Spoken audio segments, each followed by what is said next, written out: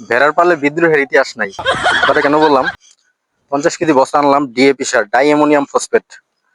তো এটার বিক্রয় মূল্য, কৃষক পর্যায়ে বিক্রয় মূল্য প্রতি কেজি 21 টাকা।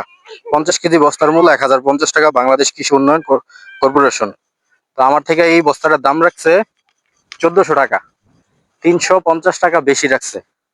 তো এই যে 300 টাকা বেশি রাখছে, এই সারটা আমি জমিতে ছিটামো, এখানে আমার 350 টাকা অতিরিক্ত বেশি খরচ হইতেছে, ফলে উৎপাদন খরচ বৃদ্ধি পাইতেছে। কৃষক পর্যায়ে যখন উৎপাদন খরচ বৃদ্ধি পায়, তখন দ্রব্যমূল্যটা তার দামে বিক্রি করতে হবে, দ্রব্যমূল্য ঊর্ধ্বগতি হয়, দ্রব্যমূল্য বাড়ে। তো কৃষক পর্যায়ে এরকম উৎপাদিত খরচ যদি কমানো যায়, এই সারটা কিন্তু বাংলাদেশ সরকার ভর্তুকি মূল্যে দিতেছে। এই সারের সম্ভবত 2000 টাকার উপরে বা 3000 টাকার কাছাকাছি এটার প্রকৃত মূল্য। এই এই টাকাটা সরকার ভর্তুকি দিতেছে, কমে বিক্রি করতেছে কৃষক পর্যায়ে 1050 টাকা, তারপরও 1400 টাকা বিক্রি করছে এটা। এবার চিন্তা করেন বাংলাদেশের ব্যবসায়ী সিন্ডিকেটের কি অবস্থা, বাংলাদেশটা কারা ধ্বংস করতেছে।